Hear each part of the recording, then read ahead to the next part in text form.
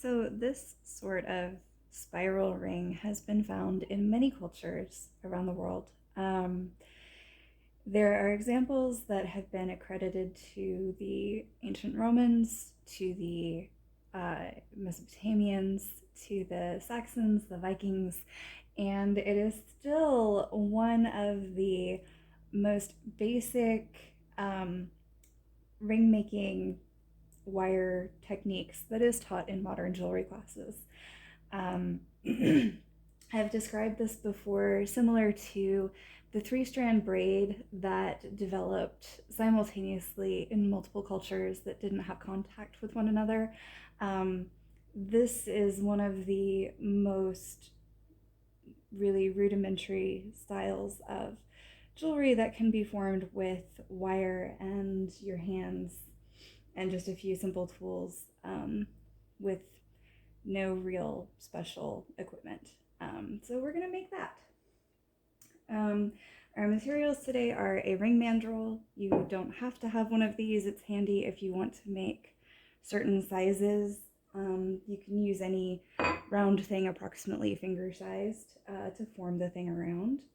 We're going to use, this is 18 gauge craft wire from Joann's or Michael's or wherever you get craft supplies in the jewelry section. This is a ring that was done in 18 gauge. This is a ring that was done in 20 gauge. And whoop, I dropped it. This is a ring that was done in 18 gauge. So you can see just how stepping the gauges up and down a little bit makes a fairly substantial difference in finished appearance, where the 20 gauge makes something very delicate and small. The 16 gauge makes something kind of beefier and would be more suited to larger fingers. Although this I think is like an 8. So we're going to be using 18 gauge because 16 gauge requires a little bit of extra strength and pliers. This is a rubber-headed mallet, which allows us to bang on the metal without leaving tool marks. We're also going to use wire cutters. These are flush cut wire cutters, and I want to use these flat nose pliers just to kind of help. I think that's all the tools we're going to use for this. So I'm going to just approximately cut about 10 to 12 inches. This is not 12 inches, this is like 10 inches of wire to start with. And let's make a size 7. So I'm going to lay the center of the wire on top of the mandrel at the 7 mark, approximately centered, and wrap the two kind of legs of the wire around the back and back up to the front, and we want to pull it as tight as we can. So I'll pull it tight in a sec, but it should look like that. And if you look at the back, the wires don't cross in the back. They lay parallel to one another. We want to keep that so that that's going to be the part of the ring band that sits here on the inside of your hand. And we want that to be nice and flat. So pull the 2, I'm drifting up to a 6, and that's okay. Pull the wires across in front. Again, we're not crossing them until we very purposefully do. We want to take the one that is on the top and pull it down straight. Take the one that is on the bottom, pull it up straight. And we're gonna fiddle with that just a bit. I'm gonna use pliers because if you don't have your own strength, store-bought is fine. And you end up with something like that. Now, very, very simply, all we're going to do, I'm gonna pull that actually back down to a 7, is windmill these 2 arms around each other. I'm going to use my thumb to press down to keep this flat, but you can see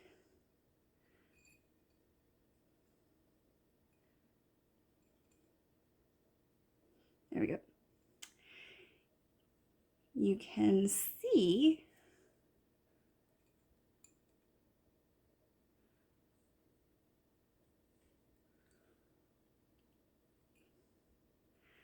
that spiral form starting to take shape in the center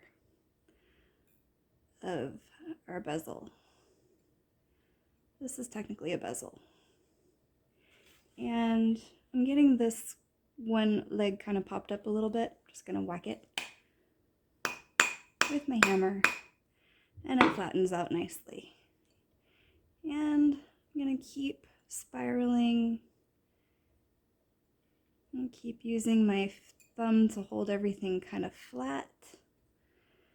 I'm not really trying to keep this at one particular size because it's just an example. So this has wandered around up and down the mandrel a little bit. Still right around a 7, but it's going to get a bit bigger when we finish it. So I should have cut a slightly longer piece to start with. I'm going to use my pliers just to pull and make that spiral nice and tight. And then pop it off. Now, all we want to do here is take these ends, pass them through the ring center a couple of times. I'm going to use the pliers to help me do that.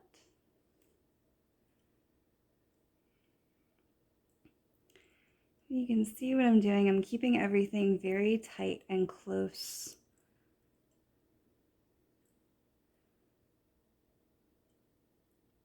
That's going to give me a nicely finished looking piece. And that side is almost done.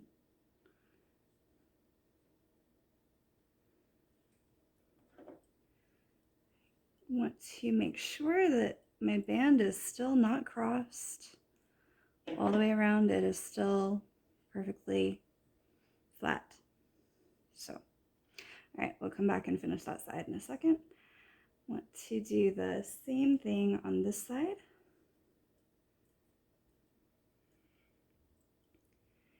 You can manhandle the wire a little bit. Two things to keep in mind is that metal has memory. If you kink it sharply, it will remember that kink and it will want to save it, hold on to it.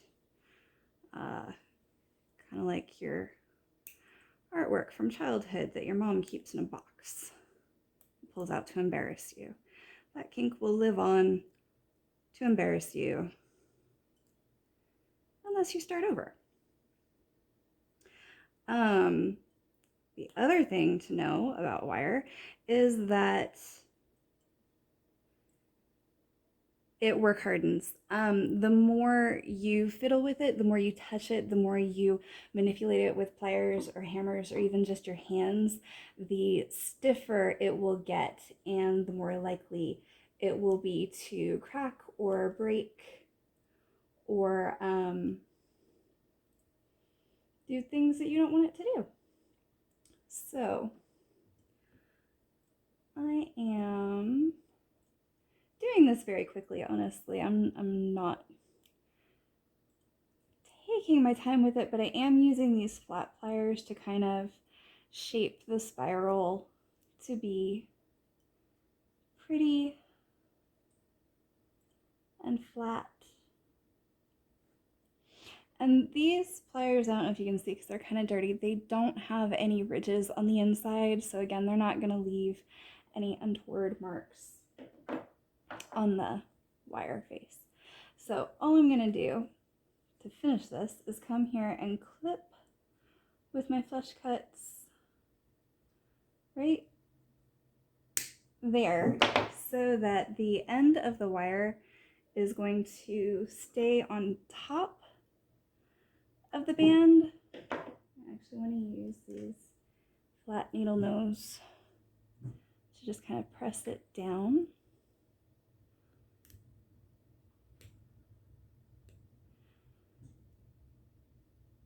So you don't want that cut end of wire to be on the underside where it would scrape the skin. See, it rides, whoops, it rides right above the skin. And